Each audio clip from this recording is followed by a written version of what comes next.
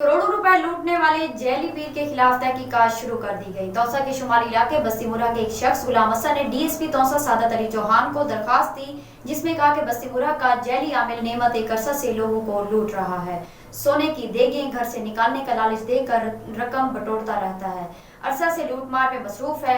गुलाम हसन ने बताया कि जैली पीर ने मुझे पत्थर के टुकड़े दिए और कहा कि ये कीमती मादनियात हैं, इसको संभाल कर रखो, 6 माह के बाद पत्थर सोने में तब्दील हो जाएगा। गुलाम हसन हसनाबाद लड़े दा मैं रही हाँ। उनके बाद 4 साल पहले एक ठग आमल हते में आ गया जिन्हें ना नियामत है। उनके बाद मुरेदार होने वाला है जीवदना अल्लाह नवाजे साकू सैयद करके लुचे सी जात दा चढ़ाया थी ने ऐसा कुछ ना पता लगे असमान के हुकूमत को दरखास्त दी थी। मेरा 3 गाजान माला 4 साल की फसल है टोटल मैं को दे चुका।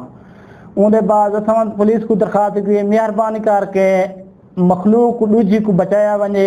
उनके बाद जरा सादा हक के साकू दिया वने। कहीं के दाल लुटी खड़े, कहीं के 5 लुटी खड़े, कहीं के 3 लुटी खड़े, कितना लुटी मेरे को 3 लाख रुपया लुटी खड़े। जैली पीर दुश्मनों से निजात दिलाने, मोहब्बत की शादी और रकम दुगनी करने का झांसा भी देता रहता है।